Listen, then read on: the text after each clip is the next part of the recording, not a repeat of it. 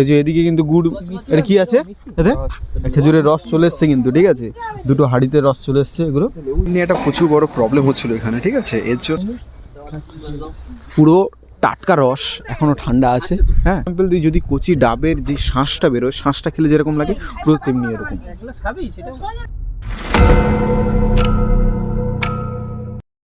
সকাল 7:10 ডায়মন্ড হারবার বেরোর জন্য ট্রেন আসছে। ট্রেন আমাদের একটু লেট আছে, ট্রেনটা 7:14 ট্রেন। কলকাতার এই ট্রাফিকের কোলাহল থেকে একটু দূরে গড্ড গ্রামের পরিবেশে নিজেকে ব্লিন করার জন্য আজকের এই ভ্রমণ। জানালা দিয়ে বাইরে তাকাতেই চোখ দুটি যেন জুড়িয়ে যায়, যেন মনে হয় প্রকৃতির কি নিদারুণ এই চলচ্চিত্র আমাদের সাথে সাথে চলেছে।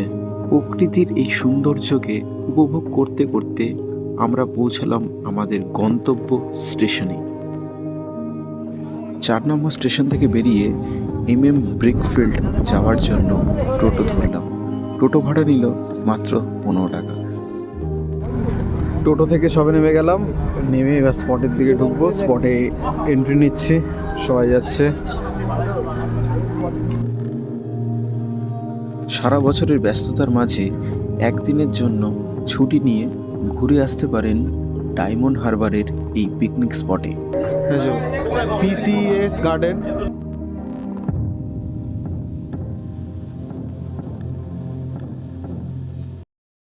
আমরা আমাদের স্পটে চলে এসেছি, ডেস্টিনেশন, ঠিক আছে। এখানে আপাতত কেউ এখনো আসেনি, এখানে চেয়ার টেবিল পাতা রয়েছে, আরও স্ন্যাক্স এগুলো খাওয়ার আয়োজন করা হচ্ছে। সবই দেখাবো তোমাদেরকে, তোমরা একটু জাস্ট সাথে সাথে কন্টিনিউ করে ভিডিওটাকে কন্টিনিউ দেখো, ঠিক আছে। পুরোটা ডিটেলসে দেখাবো। আর এখান থেকে তো কীভাবে আসতে হয় সেটা তো দেখালামই, কত কী খরচা পড়ছে, কী পড়ছে না পড়ছে। তোমরা যদি একদিনের ছুটি কাটিয়ে বন্ধুদের সাথে আসতে চাও, সমস্ত কিছু জানাবো। তো আমরা এখন চলে এসেছি আমাদের স্পটে। সবার প্রথমে আমরা চলে এসেছি ভোরবেলা।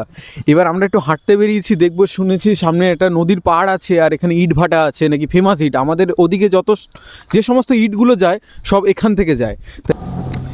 ঠান্ডা পড়েছে খুব।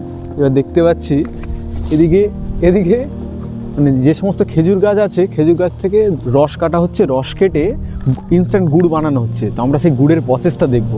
এদিকে আসছি, এই ভাঁড়গুলো থেকে কিন্তু খেজুরগুলোকে স্টোর করা হচ্ছে, খেজুরের রসগুলোকে। এবার দেখছি খেজুরের গুড়ের দিকে, আর খেজুরের গুড়টা দেখি। এদিকে কিন্তু গুড়, এটা কি আছে এতে? খেজুরের রস চলে এসছে কিন্তু, ঠিক আছে, দুটো হাঁড়িতে রস চলে এসছে এগুলো। হ্যাঁ, এই তো এবার খেজুরের রস ঢালা হচ্ছে। এটা কিন্তু কোনো ভেজাল নেই, পুরো নির্ভেজাল। এটা কি আজকেই ইয়ে করা হয়েছে নাকি? তোমরা কি রোজ পারো? না, তাহলে হ্যাঁ আমরা রোজ পারি, পেরে নিয়ে যাই। আরে এখানে কি গুড় বানাও? হ্যাঁ। কত করে দাও গুড়? 200 টাকা করে। 200 টাকা করে কেজি? হ্যাঁ। তো গুড়ের সাথে কি মানে শুধু রসের সাথে আর কিছু মেশাও নাকি? না, আর মিশাও না, শুধু ওটা দিয়ে প্রসেসটা কিভাবে বানাও, কি হবে? রস ফুটে ওটা গুড় হবে। ও আচ্ছা, শুধু জাল দাও আর ফোটে, তারপরে আর ওই যে লাল কালারটা, ওটা কি? লাল কালার এসে পড়বে, ওটা আপনি চলে আসে তো? হ্যাঁ, আপনি চলে আসবে, সন্ধ্যাবেলা আসবে। আমরা এখন দেখবো, রবিদা এখন টেস্ট করবে, খেয়ে বলবে, তারপর আমরা দেখছি। রবিদা কেমন লাগছে? মিষ্টি? হ্যাঁ, এবার আমরা একটু টেস্ট করে দেখবো। দেখি পুরো টাটকা রস এখনো ঠান্ডা আছে। হ্যাঁ, এবার টেস্ট করে দেখবো কেমন লাগে, দেখছি।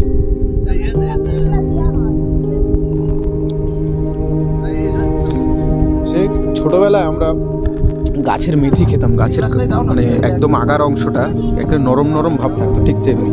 খুব একটা মিষ্টি না, ঠিক আছে, কিন্তু মিষ্টি আছে। আর কচি রস তো যেন হচ্ছে, খুব ভালো এক্সাম্পল দিই, যদি কচি ডাবের যে শাঁসটা বেরোয়, শাঁসটা খেলে যেরকম লাগে পুরো তেমনি এরকম।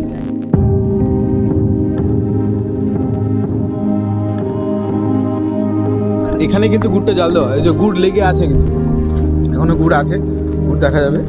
মানে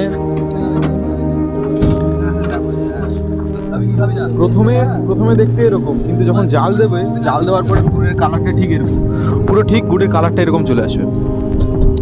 এই কালার, ঠিক আছে। কেমন লাগছে? দেখতে তো পুরো ডাবের জলের মতো।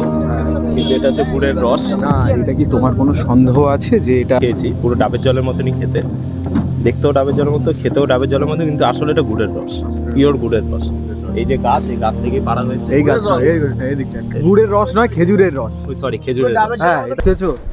খুবই ভালো লাগছে, হ্যাঁ। কিন্তু আমার মনে হচ্ছে হ্যাঁ, যেন আমি একটা কচি ডাবের রস খাচ্ছি। কচিটা अब तेरे को बराबर होता नहीं क्या बोलने को? चले एक काम कर, 200 रुपए दे और 50 रुपए काट ओवर एक्टिंग के वजह। ডাবের রস। হ্যাঁ, কচি ডাব খাচ্ছি, ভালোই লাগে। শুরু করেন কখন? এই তো এখন শুরু করবো, সেই সন্ধ্যাবেলায় এটা জাল দিয়ে রেখে দেবো, তারপর সন্ধ্যাবেলা করবো। ও, মানে এখন এটা শুরু করাম বা হয়তো দেখাবো। এখান থেকে জাল দেওয়া হয়, এখানে কুকটা রান্না এটা হয় ফোটে, এখান থেকে ধোঁয়াটা বেরোয়, পুরো ধোঁয়াটা বেরোয়। ঠিক আছে, আমরা দেখানোর চেষ্টা করবো পুরোটা, আরও কিছু দেখানোর চেষ্টা করবো। এই যে এখানে গুড়ের রস খেতে খেতে আমরা একটু এগিয়ে এলাম, এগিয়ে আসতেই দেখতে পাচ্ছি এখন ইট ভাটা। এই যে ইট ভাটার একটু আগে যেটা বললাম ইট ভাটার সম্পর্কে, এই ইটগুলো কিন্তু আমাদের ওদিকে সব যায়। এখান থেকে যে সব পাশেই নদী আছে, নদীর চর থেকে যে সমস্ত বালি মাটিগুলো আসে, সেই মাটি থেকে ইট নিয়ে ইট তৈরি করা হয়। স্যাম্পেল এখানে দেখা যাচ্ছে ইট আছে। আর ওই দূরের দিকে যেগুলো দেখছি কাঁচা কাঁচা যেগুলো আছে, ওগুলো কাঁচা ইট, ওগুলো এখনও হয়নি। ওগুলো নেবে, নিয়ে এই যে ইট ভাটা আছে এখানে সাজিয়ে এখনও দেখো চলছে, মানে এগুলো পুড়ছে।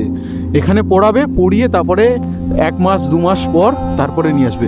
ইচ্ছে আছে ওনাদের কাছ থেকে একটু জিজ্ঞাসা করার যে কীভাবে প্রসেসটা, কীভাবে ইটটা তৈরি হয় সেটা দেখবো। যদি সময় থাকে, হাতে সময় থাকে, তাহলে একবার গিয়ে জিজ্ঞাসা করবো। আপাতত এখন নদীর পাড়টা দেখে আসি। এদিকে এই যে দেখতে পাচ্ছ, এখান থেকে এই যে মাটিগুলো নিয়েই কিন্তু এই ইটগুলো বানানো হচ্ছে। ঠিক আছে, আগে নদীর পাড়টা ঘুরে আসি, তারপরে আমরা ইটের প্রসেসটা যাব। সত্যি কথা বলতে পুরো হাড় কাঁপানো শীত। হ্যাঁ, মানে একদম হাড়ের ভেতর পর্যন্ত স্পর্শ করে যাচ্ছে, এত ঠান্ডা। নদীর পাড়ে এসছি, একটু দেখে আসতে হবে। পুরোটা সাদা, কিচ্ছু দেখা যাচ্ছে না।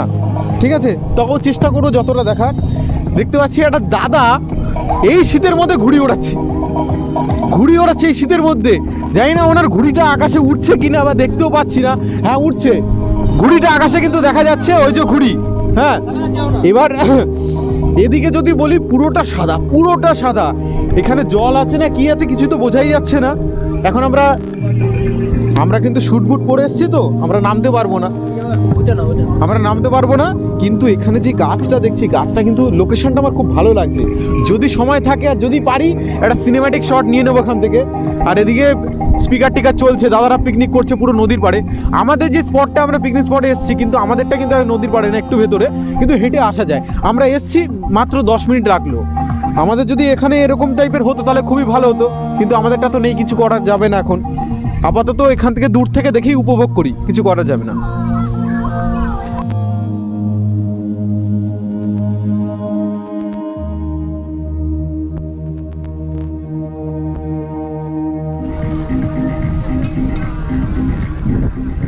একটু আগে যে ইট ভাটা দেখালাম, সেই ইট ভাটার জ্বালানি হিসেবে এই কয়লাগুলো ব্যবহার করা হয়। ঠিক আছে, কালকে আমাদের বাড়িতে পিকনিক আছে, আমি ভাবছি এখান থেকে কয়লা কিছু তুলে নিয়ে চলে যাবো। বাপুদা, তুলে নিয়ে চলে যাবো, পালিয়ে যাবো। হ্যাঁ, ব্যাগ এনেছি, ব্যাগে করে ভরে নিই। ঠিক আছে, হ্যাঁ, আবার আসলে